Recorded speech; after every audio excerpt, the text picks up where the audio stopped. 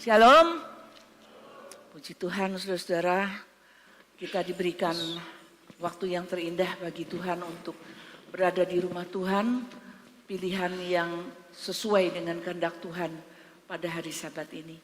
Kita akan fokus kepada firman Tuhan pada hari ini dalam kitab Injil Lukas pasal yang 19 ayat pertama sampai dengan ayat yang ke-10. Nanti Ibu Yulia yang akan membacakan ayat-ayat ini. Silakan Bapak Ibu bangkit berdiri. Injil Lukas pasal 19 ayat 1 sampai dengan ayat yang ke-10. Injil Lukas pasal 19 ayat yang pertama sampai ayat yang ke-10. Demikian bunyi firman Tuhan. Yesus masuk ke kota Yeriko dan berjalan terus melintasi kota itu. Di situ ada seorang bernama Sakeus, kepala pemungut cukai, dan ia seorang yang kaya. Ia berusaha untuk melihat orang apakah Yesus itu, tetapi ia tidak berhasil karena orang banyak, sebab badannya pendek. Maka berlarilah ia mendahului orang banyak, lalu memanjat pohon ara untuk melihat Yesus yang akan lewat di situ. Ketika Yesus sampai ke tempat itu, ia melihat ke atas dan berkata, "Sakeus, segeralah turun, sebab hari ini aku harus menumpang di rumahmu." Lalu Sakeus segera turun dan menerima Yesus dengan sukacita. Tetapi semua orang yang melihat hal itu bersungut-sungut katanya, "Ia menumpang di rumah orang berdosa." Tetapi Sakeus berdiri dan berkata kepada Tuhan, "Tuhan, setengah dari milikku akan kuberikan kepada orang miskin, dan sekiranya ada sesuatu yang kuperas dari seseorang, akan kukembalikan 4 kali lipat." Kata Yesus kepadanya, "Hari ini telah terjadi keselamatan kepada rumah ini, karena orang ini pun anak Abraham. Sebab anak manusia datang untuk mencari dan menyelamatkan yang hilang." Amin. Terima kasih, mari kita berdoa. Engkau yang tahu kehidupan setiap pribadi kami yang saat ini ada di hadapan Engkau ya Tuhan. Terima kasih Bapa untuk kasih kemurahan Tuhan, bahwa Engkau memilih dan memanggil kami menjadi orang percaya, dan Engkau bekerja di dalam kehidupan kami pribadi lepas pribadi, sehingga Engkau telah menuntun kami sampai pada saat ini. Berbicaralah kepada kami semua ya Tuhan, baik yang ada di sini ataupun ada di tempat lain. Firman-Mu ini akan kami dengar, kami masukkan ke dalam hati dan kehidupan kami untuk menjadi ukuran, sorotan bagi hidup kami, sehingga kami boleh melakukan apa yang benar sesuai dengan kehendak-Mu Bapa. Terima kasih Tuhan Yesus, urapi kami semua supaya kami benar-benar menghormati Engkau dalam ibadah kepadamu. Engkau melayakkan hamba-Mu dalam segala ketidakmampuannya ini. Kami serahkan waktu ini di dalam nama Tuhan Yesus Kristus. Haleluya, amin. Silakan duduk. Bapak Ibu yang dikasih Tuhan, hari ini saya memberikan tema kepada firman Tuhan, sikap kita dan sikap Tuhan kepada kita. Di bawah terang daripada firman Tuhan yang sudah Bapak Ibu baca dan dengar tadi, ini bukan hanya sekedar cerita sekolah minggu di zaman dahulu ketika Bapak Ibu sekolah minggu.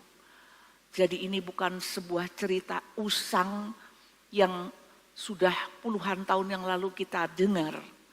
Tetapi ternyata kalau kita hanya dengar dari nyanyian, itu tidak mewakili seluruhnya Bapak Ibu Saudara. Saya ingin mulai dengan berbicara tentang sikap kita sebagai orang yang sudah percaya dan sudah lama mengenal Tuhan. Mungkin ada yang sudah lebih daripada 20 tahun. Dan kita merasa bahwa kita ini sudah mengerti segala hal di dalam gereja, di dalam kekristenan, di dalam iman, di dalam kita mengikuti Yesus. Tetapi seringkali kita ini tidak sadar bahwa hidup kita ini bisa jadi menghalangi orang lain untuk datang kepada Yesus. Kita lihat di dalam ayat yang kedua, bisa ditampilkan lagi. Di situ dikatakan, ayat yang 2 dan 3, Sakius adalah seorang yang kaya dan dia adalah kepala pemungut cukai. Dia berusaha untuk melihat orang apakah Yesus. Jadi kalau di nyanyian sekolah minggu kita cuma kenalnya Sakius orang pendek ya. Tetapi di sini yang diutamakan dalam ayat ini adalah Sakius orang kaya, saudara-saudara. Memang badannya pendek. Tetapi di sini ketika dia berusaha untuk melihat Yesus, orang apakah itu, tidak berhasil karena orang banyak. Tidak berhasilnya itu oleh karena orang banyak, baru di situ dikatakan sebab badannya pendek. Ini sejajar dengan kitab Injil Markus pasal yang kedua ayat yang keempat. Ketika ada orang mengusung orang sakit, mau dibawa ke Tuhan Yesus dengan usungannya itu oleh 4 orang. Di depan pintu rumah di mana Yesus ada itu penuh dengan orang banyak. Sehingga yang membawa usungan ini tidak berhasil menembus lapisan orang banyak itu. Dan tidak ada yang mau bergeser, saudara-saudara. Tidak ada yang memikirkan yang di belakang itu, yang punya kepentingan, yang ingin benar-benar membutuhkan Yesus itu. Tidak minggir, tidak peduli. Berapa hari yang lalu saya pelayanan pekabaran Injil kepada seorang yang merasa diri dulu Kristen. Tetapi dia mengatakan, kalau melihat teman-teman Kristen lain itu ya bisa menjadi kecewa. Karena apa? Kristen tetapi kelakuannya sama saja dengan saya. Dia katakan seperti itu. Ya masih judi di pasar, ya masih minum, tapi Kristen. Itu sebuah realita dalam pelayanan. Seringkali kita menjumpai bahwa orang Kristen yang banyak itu justru seringkali tidak peduli. Tidak memberikan jalan, tetapi malah menjadi sandungan bagi orang yang ingin mencari Kristus. Seringkali itu diungkapkan dalam pekabaran Injil, mereka kecewa dengan gereja dalam arti orangnya yang masih melakukan hal-hal yang menghalangi mereka. Dalam kisah ini memang itu secara fisik ya, orang banyak menghalangi. Tetapi secara rohani itu memang orang Kristen banyak-banyak itu juga belum semuanya hidup dalam pertobatan, Bapak Ibu Saudara. Kekristenannya itu belum benar-benar bisa menjadi sebuah saksi. Bisa seperti Kristus di dalam hal mengasihi orang-orang yang terhilang. Di dalam hal kepedulian kepada orang-orang yang butuh keselamatan. Nah itulah seringkali yang kita tidak sadari. Mungkin dari sikap, dari ekspresi, dari perilaku kita kepada orang-orang yang kemudian orang menjadi tersandung. Orang Kristen kok iya juga seperti itu. Ya, itu yang pertama. Yang kedua juga, kita tidak sadar bahwa kita ini orang-orang Kristen yang seringkali terjerat oleh berbagai keseharian kita. kehidupan kita dalam pekerjaan, dalam karier, dalam jabatan, dalam apapun yang memang itu adalah tanggung jawab kita. Termasuk juga di dalamnya hobi, kesenangan-kesenangan di dalam dunia ini, dan banyak hal yang ditawarkan oleh dunia ini telah menjerat kita tanpa kita sadari.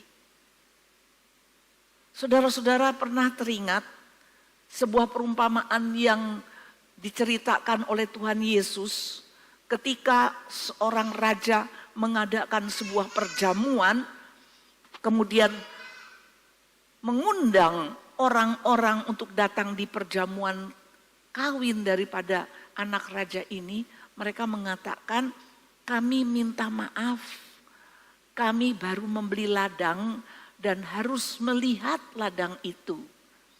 Kami minta maaf, kami baru membeli 5 pasang lembu dan harus mencobanya.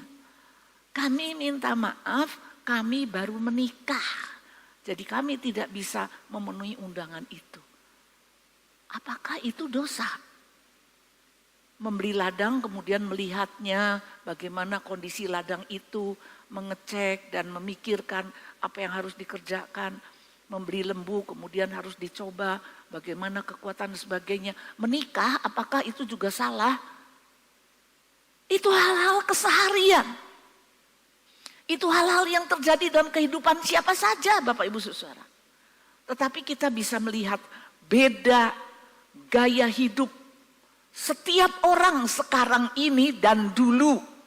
Sekitar 20 tahun yang lalu sebelum zaman digital ini Bapak Ibu Saudara. Dari anak kecil itu sekolah. Kalau di zaman kita dulu ya, yang hidup lahir tahun 50-an di zaman baby boomers. Sekolah itu paling siang itu sampai jam 1. Kelas 5, kelas 6 itu sampai jam 1. Setelah itu sore anak-anak itu bisa mainan bersama-sama di tanah lapang. Main galah, main gobak sodor, main apa saja. Sekarang apa ada anak-anak seperti itu Bapak Ibu? Sudah jarang ya. Bahkan hampir tidak ada. Anak-anak bermain tidak ada. Karena apa? Harinya dari kecil sudah dipenuhi dengan kegiatan. Bahkan orang tuanya yang mencarikan kegiatan. Kurang capek anaknya itu, saudara ya. Di sekolah kurang capek. Perlu ditambah les piano, olahraga, les A, B, C. Sehingga mereka itu sudah sangat lelah. Itu anak. Belum lagi orang tua. Kalau murid seperti itu apalagi guru. Sekarang bukankah para guru merasakan bagaimana dunia pendidikan itu dari PAUD sampai perguruan tinggi itu sungguh sangat menyita waktu, memeras energi. Dan itu adalah tanggung jawab. Tapi itu sudah merupakan jerat. Sehingga kita akan minta maaf kepada Tuhan. Bukankah seperti itu Bapak Ibu Saudara? Ya. Ini tugas, ini pekerjaan, ini kewajiban saya. Belum lagi yang di perguruan tinggi. Ada ini, ada itu, ada semua yang dulu tidak ada. Dan itu betul-betul tanpa kita rasa menyita sebagian besar hari-hari kehidupan kita. Sehingga yang selalu di-excuse itu adalah Tuhan. Maaf ya Tuhan. Maaf ya Tuhan. Itu baru mengenai masalah hal yang berkaitan dengan tanggung jawab. Belum lagi masalah kesenangan di dunia ini. Sekarang ini saya baru tahu, saya tidak pernah lihat tanggalan kertas lagi ya, katanya kalau tanggal merah itu memang itu tanggal yang hari besar ya, dikatakan misalnya hari-hari besar agama-agama. Tapi kemudian ada tanggal yang merah muda. Apa betul saudara ya? Hari tanggal merah muda itu apa? Cuti bersama. Apa dulu ada cuti bersama? Selalu kalau Kamis terus digandeng Jumat, Sabtu, Minggu, wah sudah. Jagat ini padat dengan orang yang mencari healing, traveling, mancing. Ya. Betul tidak Bapak Ibu? Oh betul ya. Amin enggak? Jangan amin. Jangan amin ya. Itu tidak salah. Kenapa? Karena sudah lelah bekerja, sudah lelah penuh dengan kegiatan. Otak ini dipakai mikir terus, diparis terus. Butuh healing, butuh traveling. Dan pergilah masing-masing. Semuanya itu menyenangkan Bapak Ibu Saudara. Sangat menyenangkan. Karena apa? Memang kesenangan dunia itu sifatnya adalah adiktif. Adiktif bagaimana? Bikin kecanduan. Mau kesenangan-kesenangan yang seperti itu. Mau menikmati semua yang ditawarkan. Dari hal makanan, dari hal hiburan, dari hal pemandangan indah, view-view, hotel-hotel, dan seterusnya. Loh, kita hidup di dunia ini untuk apa? Kalau lelah ya kita harus tahu kapan kita ini bisa menikmati. Oleh karena itu Bapak Ibu Saudara, sikap yang kedua daripada orang Kristen yang sudah lama itu kurang upaya, kurang berjuang, kurang usaha untuk bisa mengutamakan Tuhan dalam hidup ini. Jadi kalau mau dibilang apakah itu dosa? Tidak juga, jelas-jelas itu dosa, pekerjaan dosa, healing dosa, ya tidak. Tetapi itu adalah jerat. Tetapi itu adalah halangan. Tetapi itu adalah situasi dan kondisi yang membuat kita kalah dengan semuanya itu di dunia ini. Sekarang Bapak Ibu Saudara. Dan yang terjadinya kita selalu mengurangi porsi-porsinya yang menjadi bagian Tuhan. Itu adalah realita yang kita hadapi dalam hidup ini dan kita temui setiap kita ini. Dan kita merasa itu tidak salah. Itu bukan dosa. Kita melihat, kita belajar dari Sakyus Bapak Ibu Saudara. Di dalam ayat yang ketiga dikatakan, ketika dia berusaha ingin tahu orang apakah Yesus itu, dia berlari mendahului orang banyak, ya. Jadi orang banyak mungkin jalan atau jalan cepat, dia lari mendahului orang banyak untuk cari posisi di mana dia itu bisa nginceng Yesus.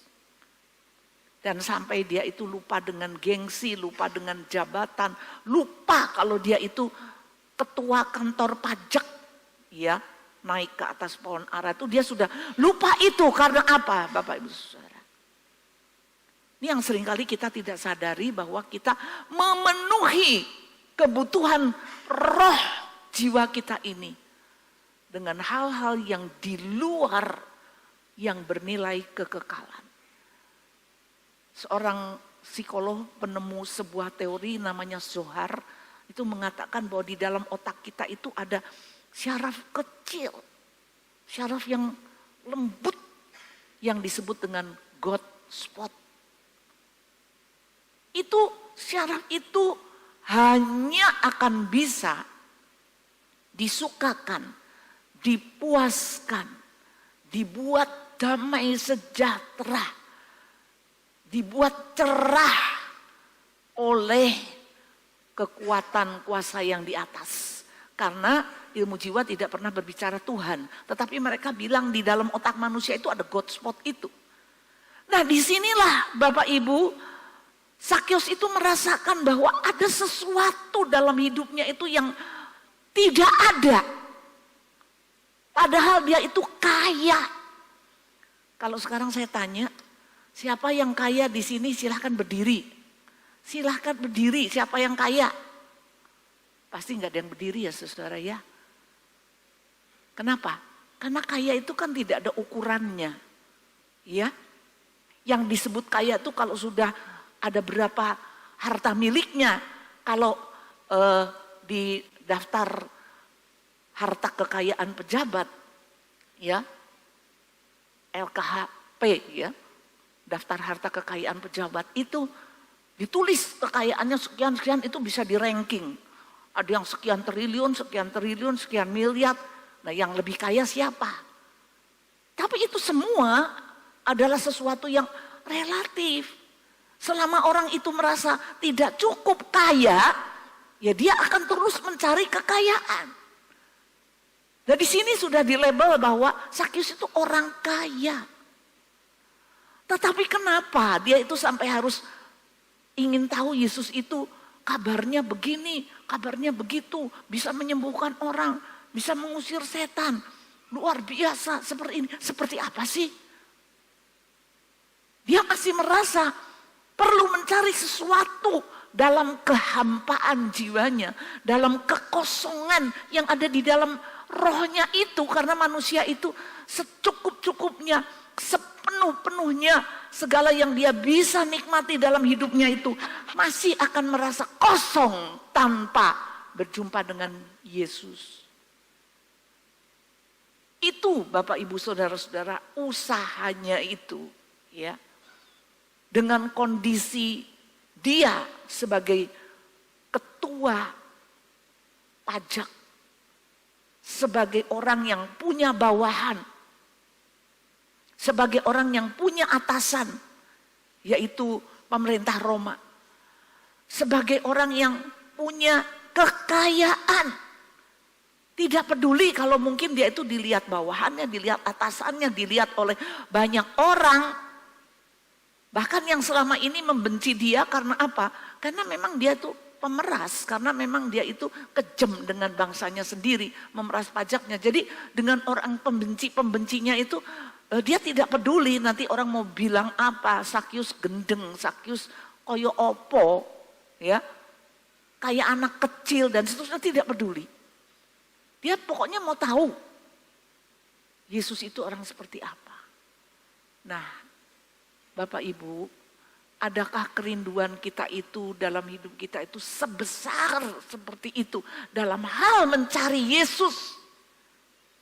Dalam hal berusaha menyingkirkan semua halangan yang lain.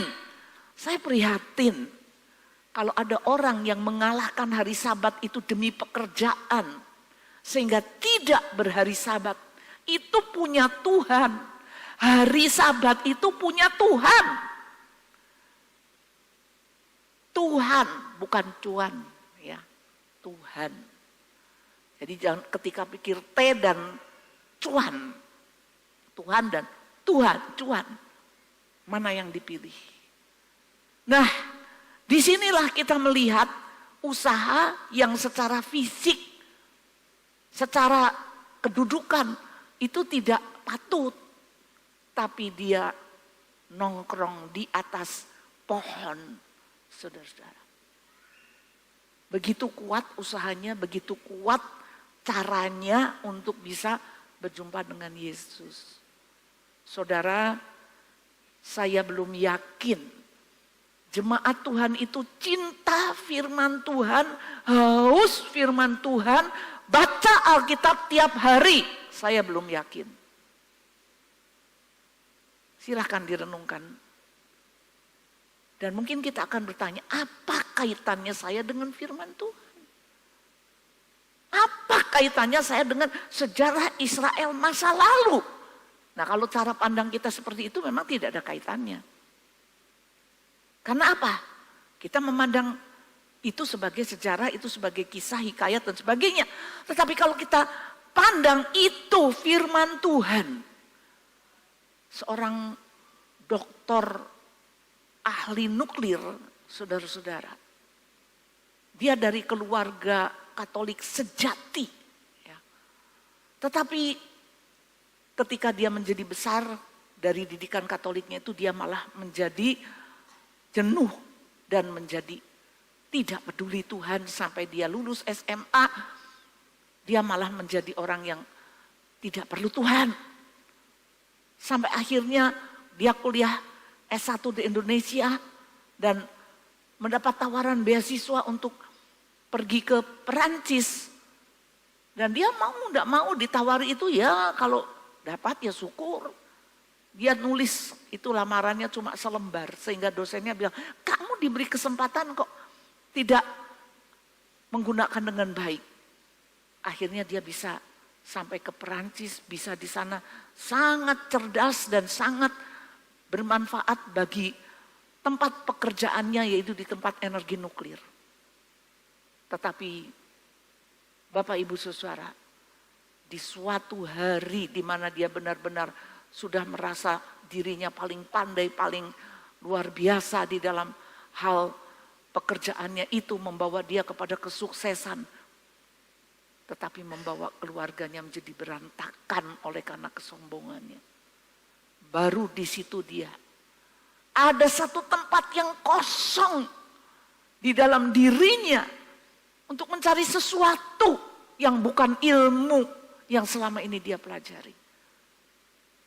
Itu keadaan manusia yang sesungguhnya, yang seringkali kita salah di dalam memenuhi kebutuhan daripada roh yang sesungguhnya dengan firman dan dengan hadirat Tuhan. Mari Bapak Ibu Saudara kita renungkan pada pagi hari ini tentang Sakius ini. Dan saudara tahu bagaimana sikap Tuhan Yesus ketika dia sampai di tengah kerumunan orang banyak itu. Dia melihat ke atas dan memanggil, Sakius, turunlah segera. Karena hari ini aku harus menumpang di rumahmu. Karena hari ini aku harus. Kenapa harus? Artinya Sakius itu memang adalah target Tuhan. Sakius tidak sadar bagaimana Yesus itu bisa menyebut namanya padahal dia di atas pohon. Tapi Tuhan memanggil dia dengan nama lahirnya. Saudara tahu arti nama Sakius? Artinya seorang yang bersih, the pure one. Aneh bukan? Itu belum terjadi. Tetapi Yesus di kota Yeriko itu tinggal beberapa waktu lagi ke Yerusalem untuk penyalipannya. Dia mentargetkan Sakius. Segera turun, aku harus menumpang. Menumpang itu nginep, saudara-saudara, bukan cuma makan seperti lagu anak sekolah minggu ya. Itulah Bapak Ibu, sikap Tuhan Yesus kepada orang yang rindu kepadanya. Itu sikap Tuhan Yesus kepada orang yang mencari dia dengan sungguh-sungguh. Bapak lebih mengenal kita daripada siapapun. Saudara sekarang boleh menutupi kepada pasangan, kepada keluarga, kepada teman. Aslinya hidup saudara. Tetapi Yesus ketika Sakius turun menerima di rumahnya dengan sukacita. Apa yang terjadi saudara? Kesadarannya akan dosanya muncul. Dia tidak jaim di depan Tuhan Yesus. Di depan orang banyak. Dia katakan, Tuhan, apa yang telah aku lakukan, setengah daripada hartaku ini akan kuberikan kepada orang miskin. Dan kepada yang pernah kuperas akan kukembalikan 4 kali lipat. Artinya apa Bapak Ibu? Dia berani melepaskan itu, ikatan dosanya itu. Dia tahu kalau selama ini dia terbelenggu oleh kekayaan itu sehingga matanya tertutup, hatinya tertutup. Golek duit terus. Duit dari memeras. Duit dari merampas waktu Tuhan. Dan pada waktu itu dia berdiri di depan orang banyak. Dan dia mengatakan seperti itu. Saudara pikirkan, setengah daripada hartaku kuberikan kepada orang miskin. Dan 4 kali lipat. Kenapa 4 kali, saudara? Kok tidak 5? 4 kali itu adalah peraturan Taurat. Ketika orang itu berdosa merugikan orang lain, bayarnya harus 4 kali lipat. Seperti Daud pernah berzina dengan Batsheba. Dan Nabi Nathan mengatakan tentang perumpamaan anak domba. Bayar dengan 4 anaknya, mati. Bapak, Ibu, dan Saudara, adakah kesadaran di dalam hidup kita ini? Berani mengaku, karena Tuhan itu yang paling tahu mengenal diriku, masa laluku. Dan ketika Sakyus bertobat, Yesus memberikan label yang baru. Hari ini telah datang keselamatan di dalam rumah ini. Itulah yang paling luar biasa dalam hidup manusia, Bapak, Ibu, Saudara-saudara. Bukan kalau orang itu dapat mujizat kesembuhan, bukan kalau orang itu dapat pekerjaan, bukan kalau orang itu dapat jodoh, doa dikabulkan, bukan itu. Itu adalah bonus-bonus. Tetapi yang terutama, kalau Tuhan mengatakan ada keselamatan bagi orang ini. Dan anak ini pun adalah anak Abraham. Sakyus mendapatkan label yang baru, saudara. Dari kepala pemungut cukai selesai. Kalau dia sudah sadar dia memeras, dia akan lepaskan ikatan itu. Bisakah kita, Bapak, Ibu, saudara, mempunyai sebuah sikap yang jelas kepada Tuhan? Bisakah kita mempunyai sikap jujur, terbuka? Ini Tuhan yang menjadi ikatanku tuh ini. Hobi, kesenangan, kecanduan, banyak hal di dalam dunia ini yang menghalangi kita untuk menerima berkat Abraham. Karena itu biarlah pada pagi hari ini, Bapak, Ibu, Saudara-saudara yang mendengarkan firman Tuhan, kalahkan segala hal yang menghambat, yang merintangi dan menjerat kita. Kalahkan. Dan dengarlah Tuhan memanggil engkau. Tuhan itu adalah tuan rumah di dalam hidupmu, bukan tamu. Dia mau diam di dalam rumah kehidupanmu. Amin.